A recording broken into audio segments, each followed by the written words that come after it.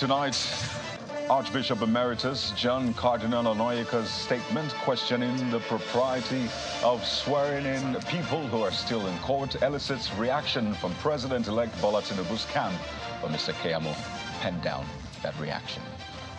And a coalition of minority parties in the coming 10th Assembly seem to be planning an upset as they vow to contest for the office of the Speaker and back it up with what they call their greater majority. Well, welcome to the program. I'm Kayode Okikelu here in Lagos. Well, Nigerians woke up to the cheering news of the successful evacuation of 370 Nigerian nationals, majorly students, from the conflict in Sudan today. Well, it's the first batch of Nigerians to be airlifted by the Air Force C-130 provided by the Nigerian Air Force and an Air Peace flight from Egypt. You could see them and their families overwhelmed, some with emotion, some excited, but most of them tired, especially because of that journey, how arduous it has been for a lot of them. Late last night, they landed in the country. And whether you see sights is a story we've been following ever since it broke. So for these ones, this is some sort of happy twist, happy ending, you may say, to that story. So kudos to the government for this, while we expect that the remaining Nigerians will be brought home safely as a matter of urgency. And topping the political scene today is the view shared by Archbishop Emeritus of Abuja, His Eminence John Cardinal Onyeika, about Nigeria being in an anomalous situation following the outcome of the elections. And that statement has been generating some reaction. So let's get started from that point. During an interview on our breakfast program, Sunrise Daily, this morning, former Archbishop of Abuja Diocese, while calling for a review of Nigeria's electioneering process, said that it does not make much sense to be swearing in people when they're still in court. Here's what he said and more from that interview. According to the electoral law, the elections are not over until it is over,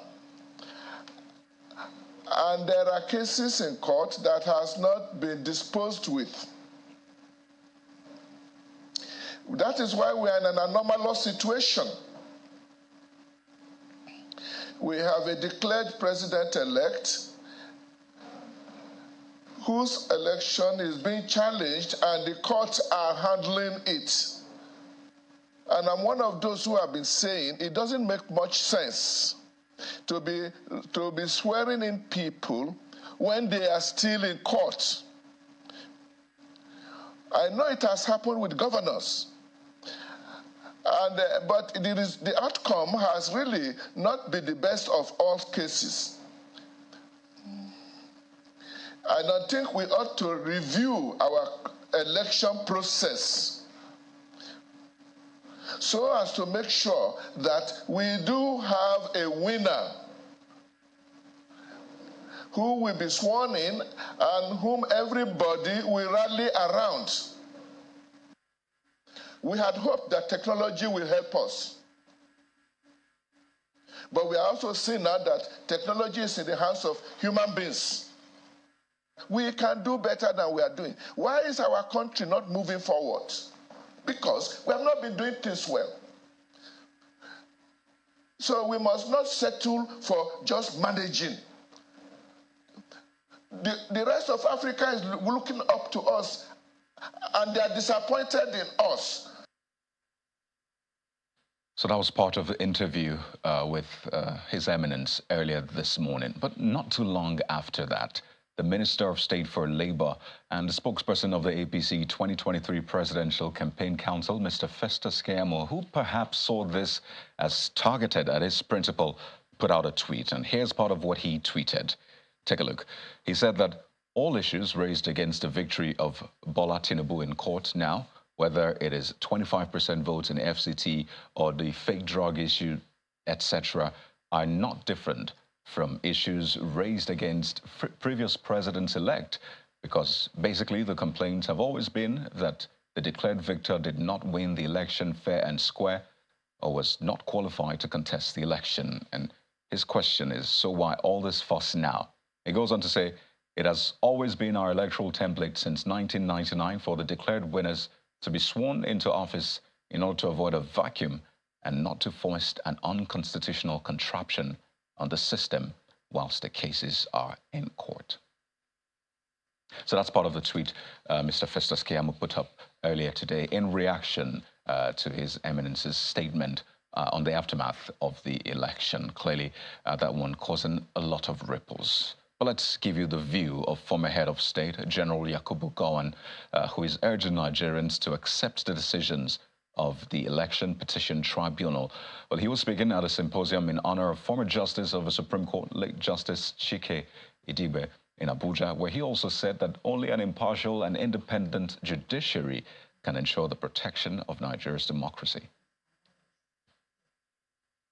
As we move forward as a nation, let us not forget the role that the judiciary plays in nation building, especially the apex court, in its carrying out its duty of questioning the veracity of the decisions of the lower courts. As such, we need to allow the apex court their deliberations and come up with their decisions, and as the public to be humble enough to accept their decisions as final in order to maintain the sanctity of the judiciary as individuals and institutions. I think this is very important at this stage with all the litigations, tribunals, etc., that are now going on. Let us give the judiciary the opportunity to do their work, and let us accept their decision as it is. So that's former head of state Yakubu Gowon with his view right there. Tonight on the program, we are taking a deep dive into the politics of things. Remember that there's a rumble in the APC, the national chairman and the deputy national chairman. There's been this back and forth. Well, the APC had its NWC meeting. There's been an outcome, but to what level has that been able to placate or resolve the issues in the APC? That's on the one hand. The second part is the 10th National Assembly. Well, there is this group called the Greater Majority, which says that, well, it might just pull some sort of upset in this coming 10th National Assembly, particularly the House of Representatives, and would also be focusing on the governance side of things. It's going to be a very, very interesting conversation on the program tonight, definitely. But just before that, let's now bring you other trending political stories, and we'll return for the big issues of the day. Governor Abdurrahman Abdulrazak of Kwara State has inaugurated the State Independent Electoral Commission with a charge on them to discharge their duties in accordance with the oath of their office by conducting free, fair and credible local government elections. Meanwhile, the opposition party, the People's Democratic Party in the state, has described the inauguration as belated, saying it will soon make its position known on whether to take part in the exercise or not. I charge all of you to consider this as an important duty to our state. I also assure you of our full support to conduct local government polls. Governor Abdullahi Ganduje of Kano State has urged the incoming government to complete unfinished projects. The governor stated this during the commissioning of road projects in the metropolis. According to him, his administration has completed all the inherited projects across the state. We completed most of them.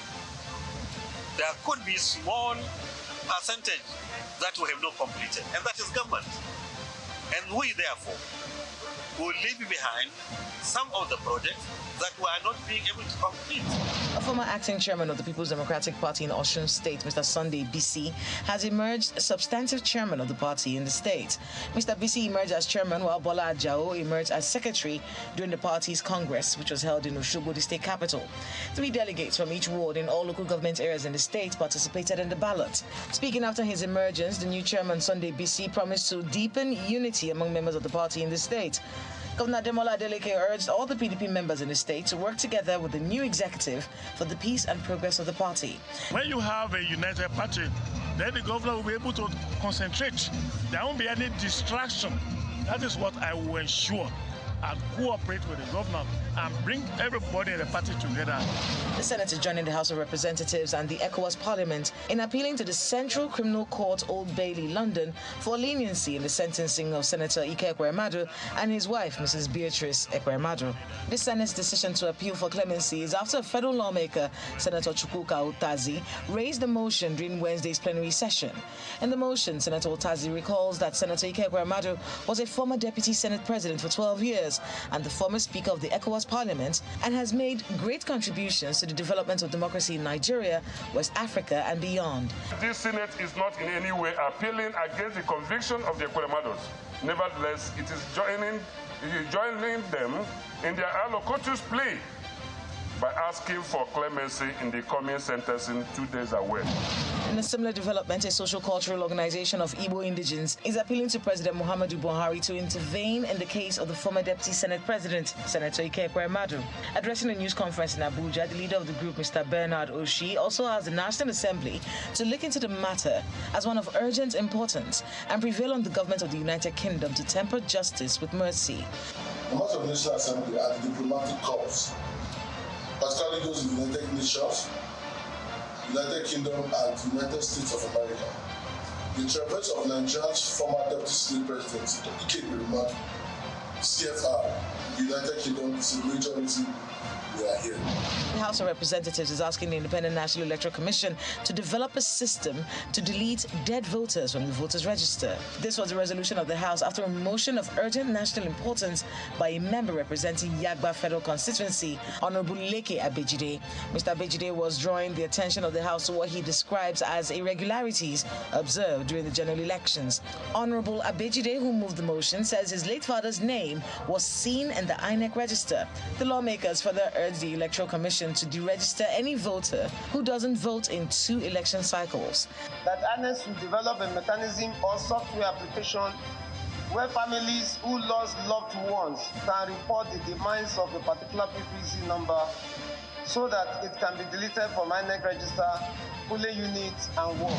The Nigeria Labour Congress in Imo State says the directives of the national leadership of the body, led by Mr. Joe Ajero, that all affiliates of NLC and TUC in Imo State should withdraw services and embark on an indefinite strike action, will not stand, as no worker in the state will participate in the strike action. Addressing newsmen in Owerri, the Imo State capital, the chairman of the Imo State Joint Negotiating Council, Basil Iwu, speaking on behalf of the NLC, TUC, and other affiliate unions, says Imo workers have not seen any need to embark on strike actions following the harmonious relationship between them and the Imo State government. For your information, all Imo civil servants have been granted their arrears of promotion, which has lingered for over 10 years. It stands to be challenged if any state in the southeast has done this today.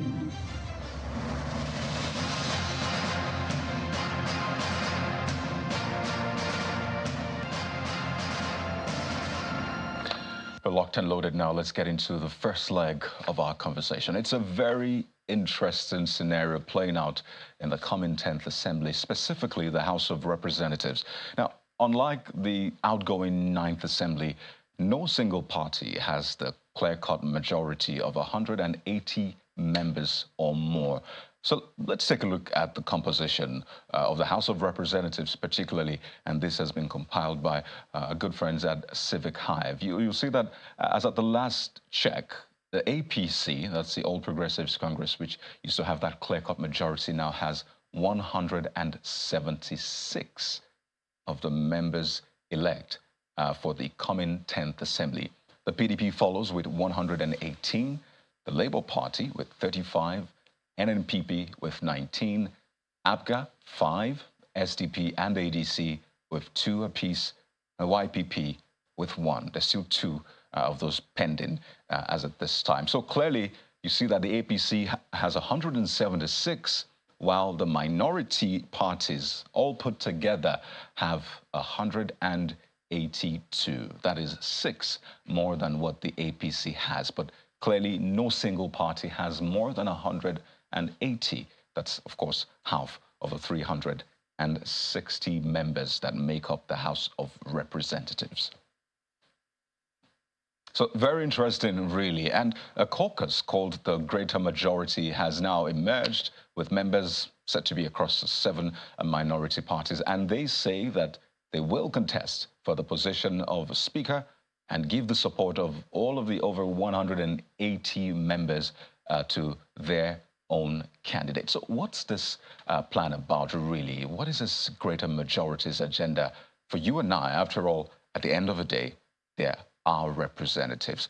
Let's get into the conversation with Mr. Afam Ogene, who is a member-elect representing Ogwaru Federal Constituency in Anambra State of the Labour Party. He was also Deputy Chairman Media in the 7th Assembly. That's from 2011 to 2015. Good evening, Honourable. Thank you for joining us on Politics Today. Thank you, Kayode, and good evening, viewers. Well, Honourable, it's quite interesting what is playing out, as we've shown with those figures, but particularly with the Greater Majority Caucus, as it has been called. What is going on? Because yesterday we saw the Joint Task. That's again another group, an umbrella group, which also says it has members of the APC and the minority parties, including Labour, and they say they have resolved to support, the APC's decision. So what is playing out here, really? First, a clarification. In the House, we recognize only a majority party and the minority caucus. The joint task that you just mentioned would at best be a pressure group within the House. So for us in the greater minority, what we are is a statutory body, because when we get into the House, the majority party sits on one side of the aisle, and every other person who is a minority member queues behind the minority leadership. Having said that, the greater minority, what's evolved is there are 3 scenarios, basically, during which, you can influence legislative outcomes, especially from the minority side. One of which is constraint on the supposed majority party. If they do not have an overwhelming majority, as we have in the current circumstance, where the APC, as you read out, has 176 members elect, it could be an opportunity, it could give an opportunity for the minority parties to try to influence the outcomes in a legislature. In another situation, where there is cohesiveness of the minority, they could also try to exploit that, like we have in the current situation in the fight for the speakership and the presiding officers of the House. A third scenario is if you have sufficient motivation, like we also do, there is an opening for us to also go for the presiding officer's position. Don't forget that Section 50 of the Constitution, Section 50B, states that members, talking about the House of Representatives, should elect a speaker and a deputy speaker from among themselves. There is no clear-cut division, whether it's coming from the minority, the party with the largest membership or not. It simply says that we should actually elect our leadership from amongst ourselves. So these are the scenarios playing out, and as lawmakers, we are simply catching in on it.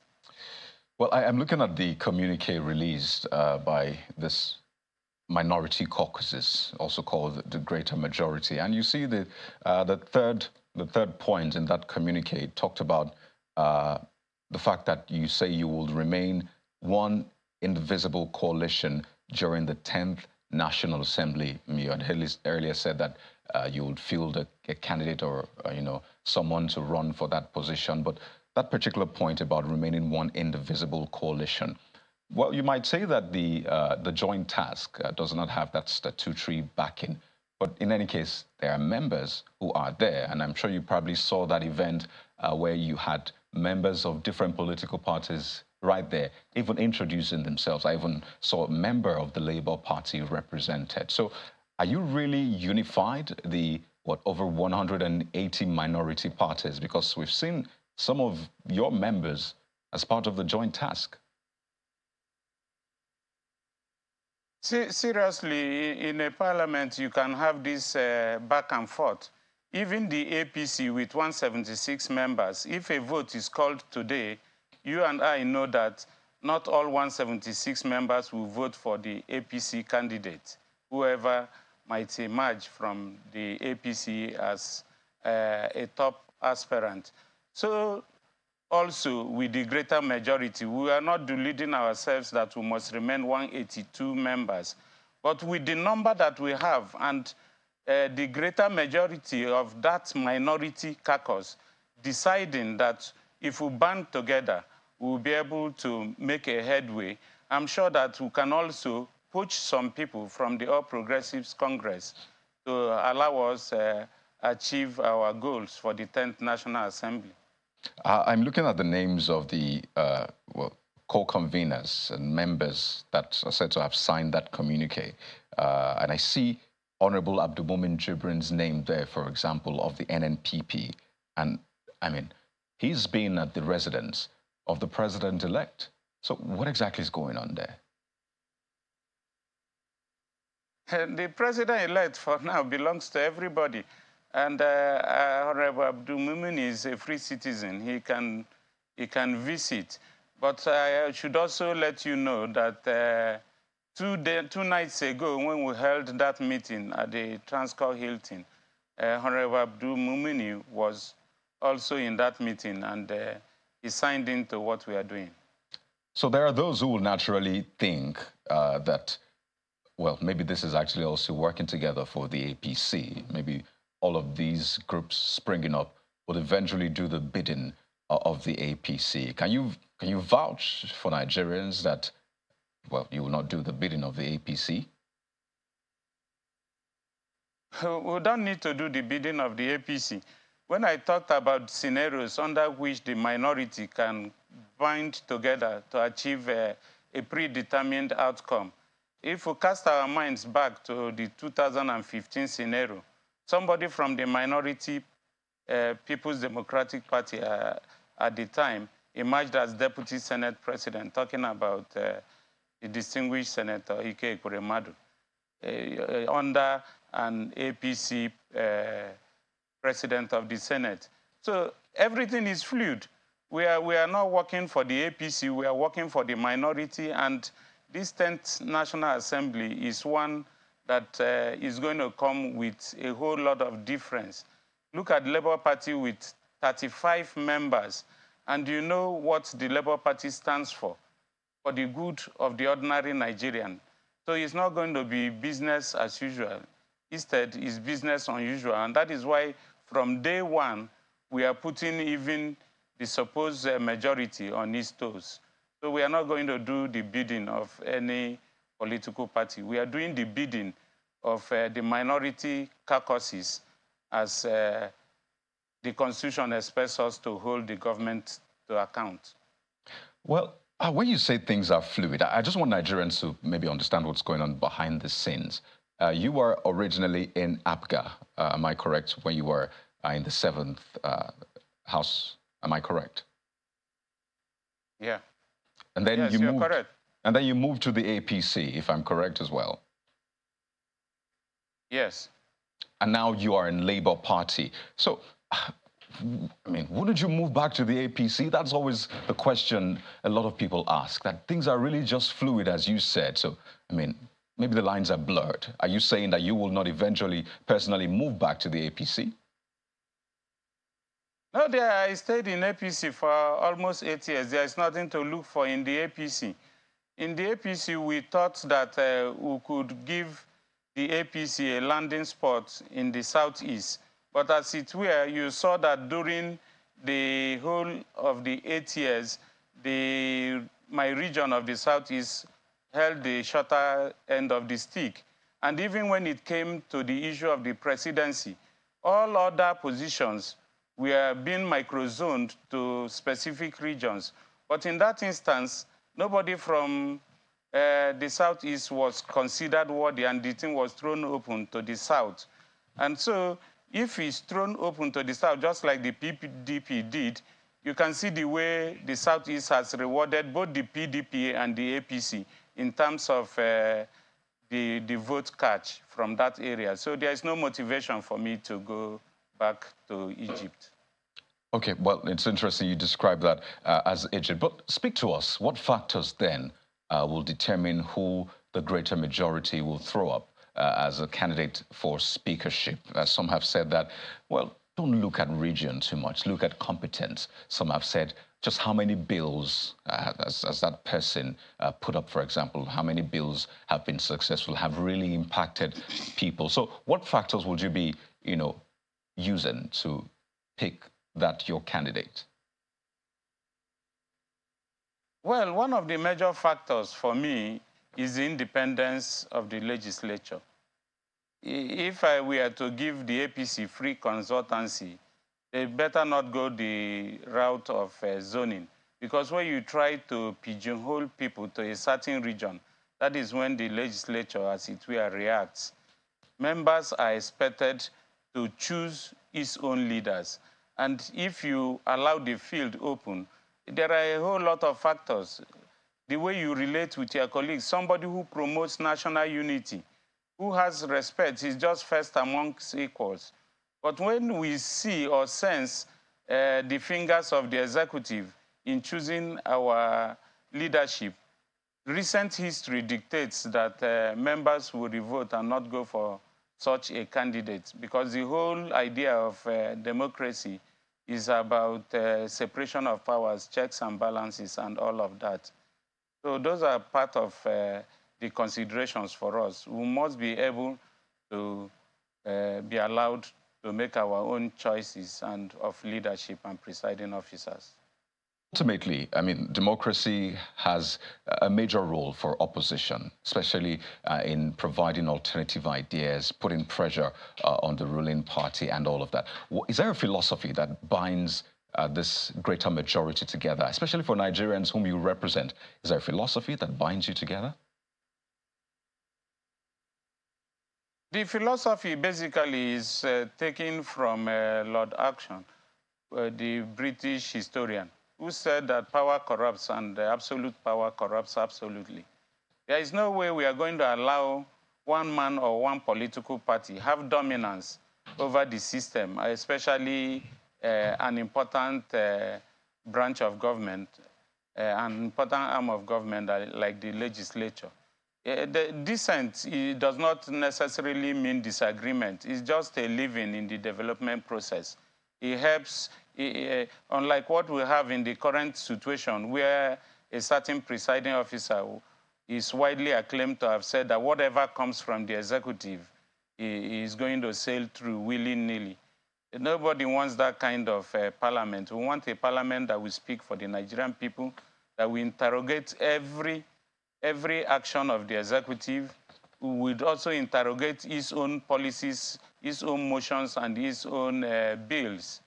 That is the kind of parliament that we want, and that is the binding philosophy that brought us together under the greater minority.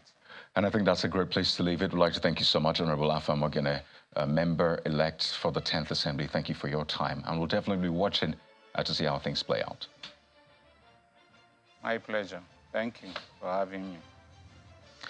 So the big question is, what is the game plan of the ruling All Progressives Congress? Well, they had an NWC meeting recently, and the outcome of it, a lot of people are wondering, what came out of that meeting? Will there be consensus? Will it be zoning?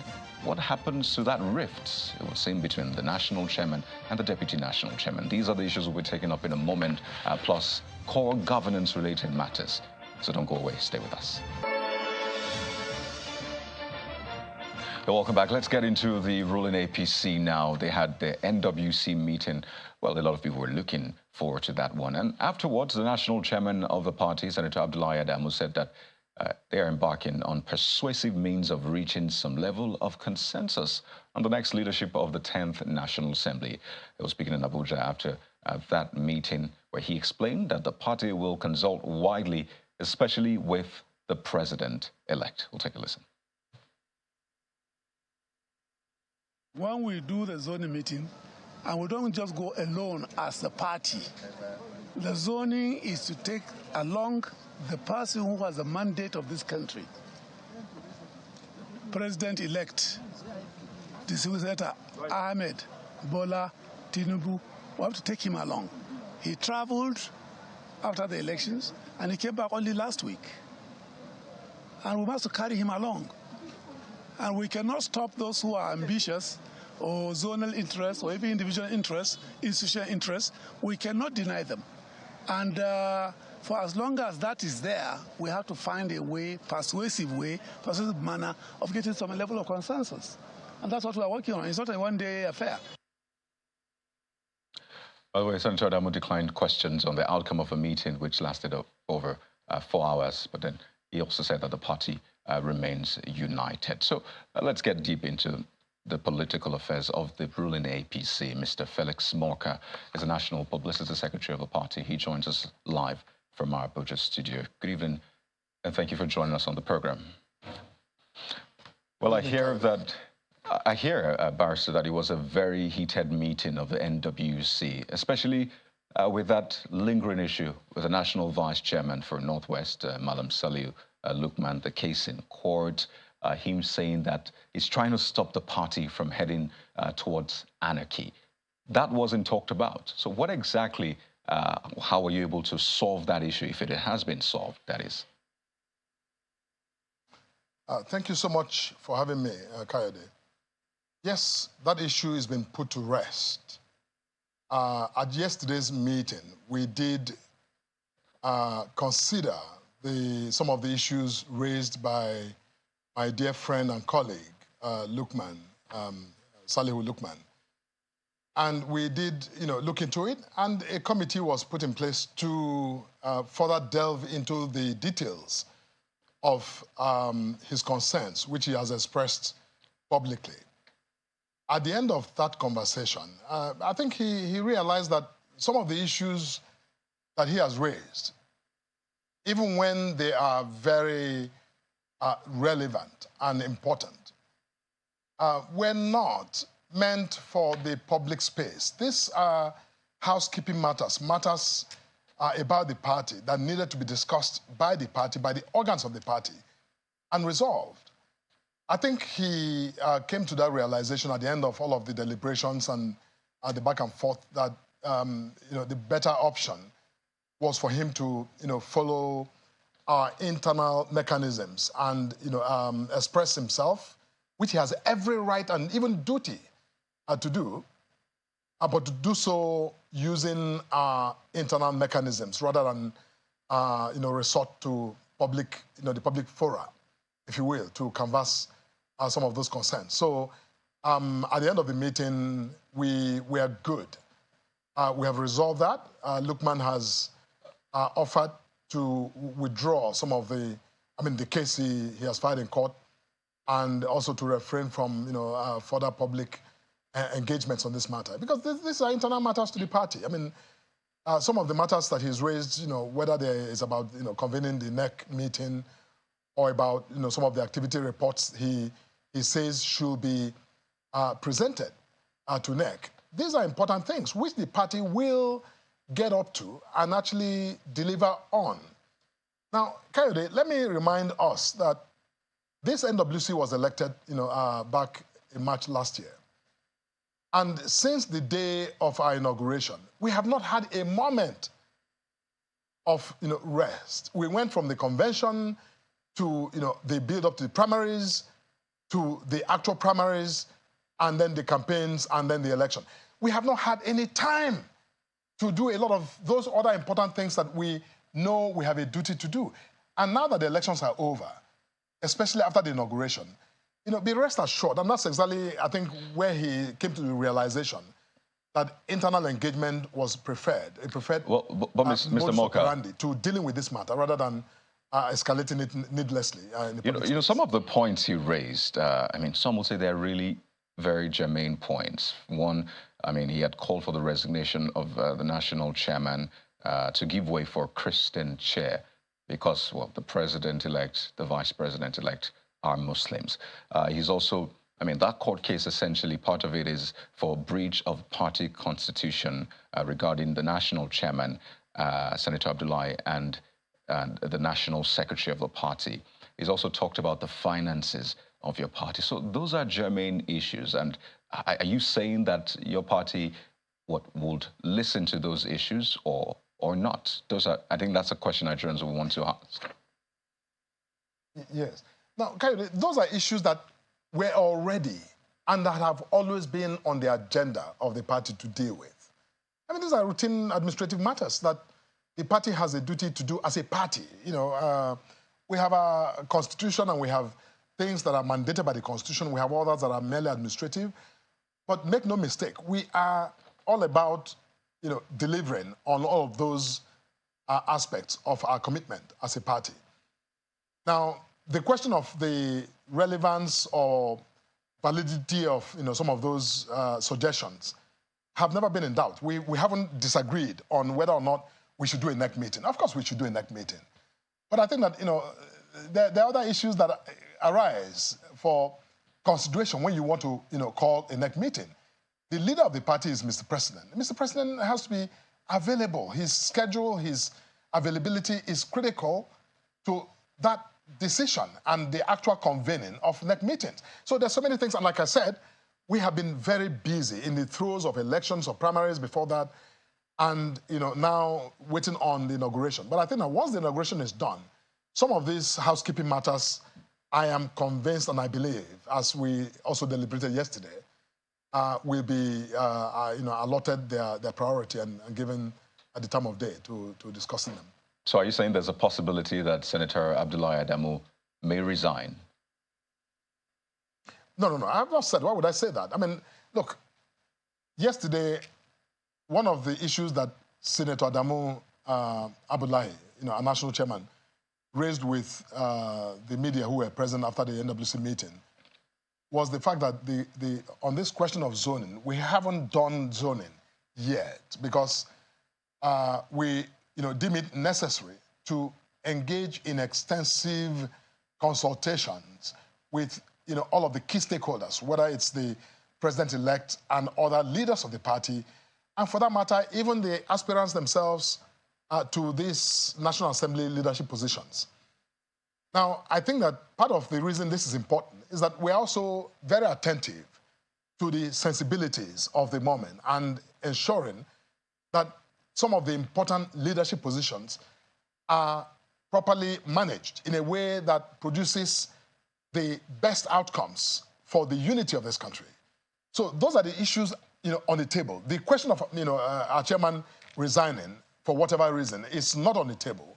He is the national chairman of the party, and yesterday at the meeting we all concluded that the party was safe and strong under his leadership. So that's not on the table. It's not even a question.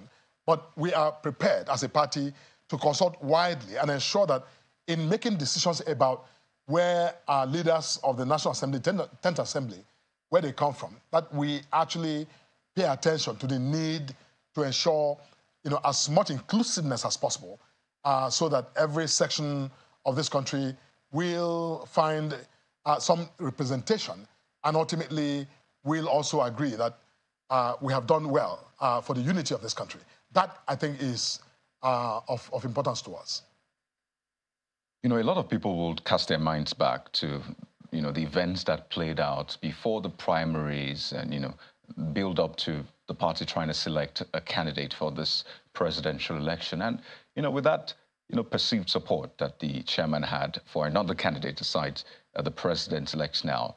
Well, the perception is that they might not be able to work together because they'll look back and say, well, it didn't look like you wanted me in the first place, so we can't work together. So that's the belief a lot of people have, that, well, they might have to give way, added to the fact that the national vice chairman had raised the issues about religion and all of that. That belief, Kayode, is absolutely unrealistic, untenable, and completely not an apt thing to believe at this time. Politics is about that. Once the party's primaries are over, every loyal, responsible member of the party has a singular commitment to electing whoever it is that has emerged as the candidate of the party. Now, that is a normal thing. During the primaries, it's an internal system for selecting those who represent the party. You cannot have any sort of, monolithic situation where everyone subscribes to the preference of one individual alone, especially when you have multiple people who are competing. What happened during our primaries was normal politics, but that is in the past. We have put that behind us. And because we succeeded, we won this election. It is because we put all of that behind us that we were able to actually build the kind of team and cohesion that enabled us to win. Now, Bola Ahmed Tinubu, the president-elect, was our candidate. And today, he is the president-elect awaiting inauguration on May 29th. So there's no question that this party, the All Progressives Congress, is solidly united with Senator Abdullahi Adamu as our national chairman and with President-elect Bola Ahmed Tinubu as the next president of the Federal Republic. We are united solidly behind that. And there's no crack, as people would like to speculate. We're good. Well, an obvious one is the one I just mentioned with the national vice chairman. In fact, the legal advisor of the party had written some sort of open document, saying that maybe he should actually, disciplinary action should be taken on him. So, I mean, those are issues that are out there. But speak to this point, Barrister Moka, in selecting or at least choosing which way to go for the 10th Assembly leadership. Is the party or will the party be supreme or the president-elect's choice be supreme? Well, I don't think it's about the supremacy of the party or the president-elect. The president-elect is a member of the party. Once he's inaugurated, he becomes the leader of the party. So we're talking about one holistic body, one cohesive body of the All Progressives Congress with all of the different sections of its leadership. The president-elect, we have a president, by the way, don't forget that, who is still in office and whose term comes to an end on the 29th of May. But all of these leaders, together with the party, form a holistic, platform, if you will, of leadership of the party. So every discussion, every decision that is to be made with respect to zoning, ensuring that the leadership of the assembly, at best, reflects the best potential to foster the unity of this country. Each one of these sections of our leadership, from the president to the president-elect to the National Working Committee, as led by our national chairman, we are all united behind this idea that we must do the best that we can for our country. And I think that once the inauguration comes and goes, I have no doubt that we are in for a very, I think, fantastic ride to really, I think, strengthening governance in our country and producing the benefits of democracy. Barrister Felix Moka, the National Publicity Secretary of the All Progressives Congress, thank you so much for your time on the program this evening. Thank you for having me. Well, so much talk about the president-elect, so let's check in with him. He actually ended his two-day visit to Rivers State. He's since departed Rivers State on the invitation of Governor Nyesom Wike. He was there to, commission some projects, and he spoke about the unity of Nigeria today, saying it is non-negotiable. This is the way to fight corruption.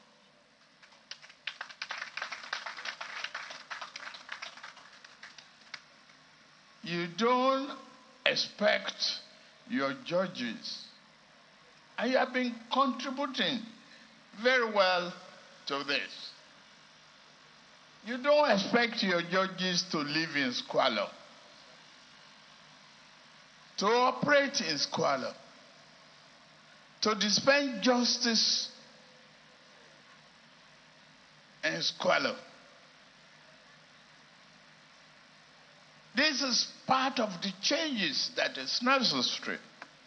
If you don't want your judges to be corrupt, you got to pay attention to their welfare.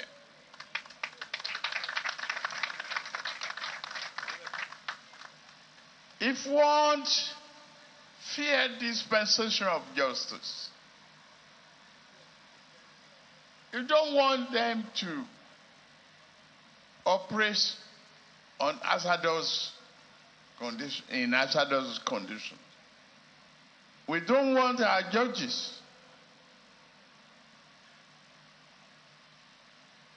to play foul, to compromise justice. Not just the books, but do something. I promise you, we are going to review all of this in a policy think tank. The unity of this country is not negotiable. Well, the president-elect speaking there while he was in River State. And now to the final leg of the conversation. Learning on the job is good, but it's not for every job. You wouldn't hop on a plane, for example, with a trainee pilot in the cockpit.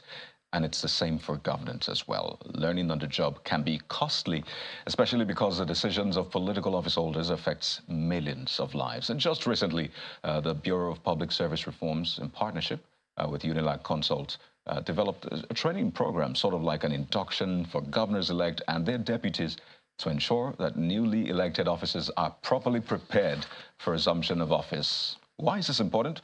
Well, 18 of the 28 governors-elect are first-time governors, while 10 are second-timers. So that gives you a sense, wow, there needs to be that conversation. It's one that I'm particularly excited about. And we have joining us Mr. Dasuki Arabi, who is the Director General of the Bureau of Public Service Reforms, the BPSR, joining us from our Abuja studio. Good evening, sir. Thank you for your time on the program. This is something we were meant to do some time ago, especially. Thank you very much for having us. Good evening. Right. Thank you, especially because this was meant to have started, in the first week of May, which is some days ago.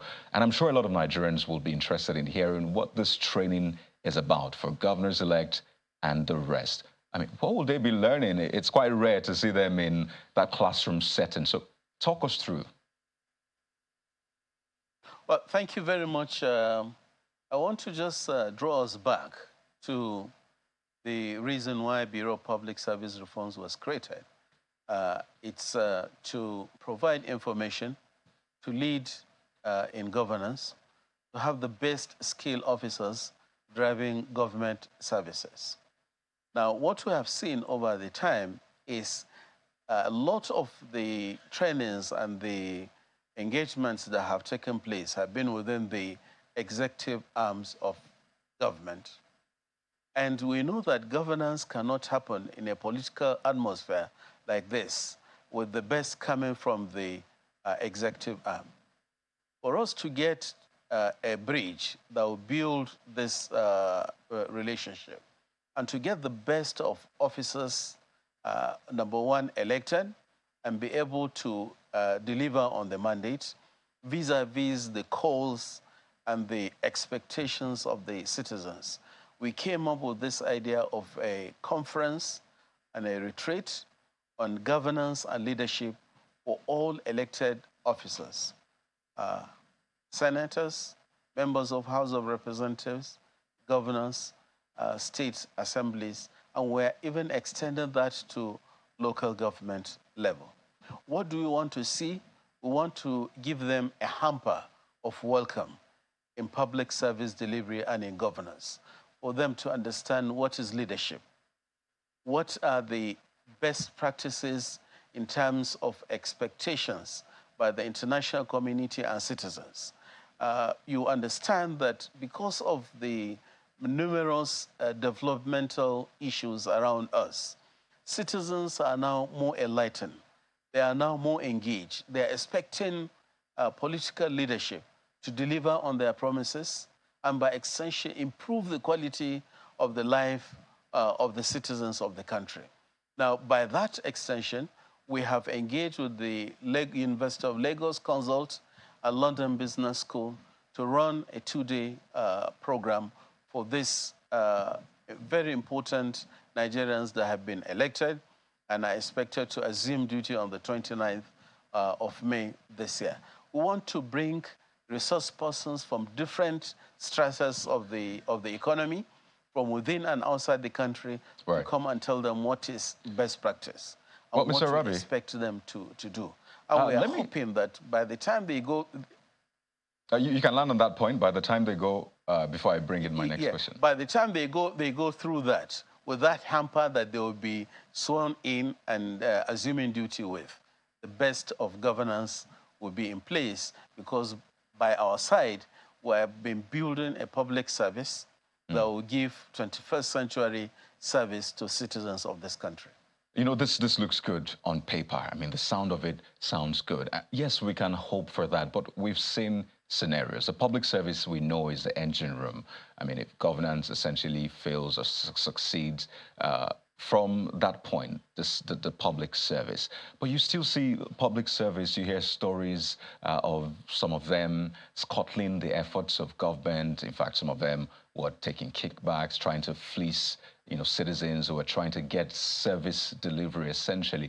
And it's been said that it's because, some of these offices are essentially political rewards, okay? It is not that as a result of people that actually deserve to be in those offices. It's just to reward them. So how do we get that balance, really, to ensure that the right people are there such that they can ensure effective service delivery? Well, thank you very much. Those that have been elected that we are going to induct and train are the products of the society. They've been elected by their own communities. While on the side of government, we have this confidence that only the best will continue to perform and deliver vis-a-vis the mandate given to them.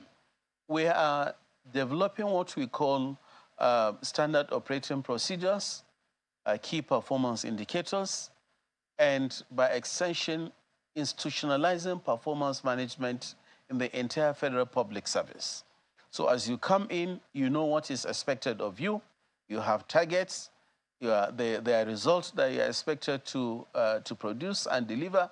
Once you are not able to do that, of course, you know you will be telling yourself that I'm not supposed to be in that place. So we will continue to enlighten, to educate, to provide all the needed technical support for government appointees and employees and the entire public service to deliver on their mandate.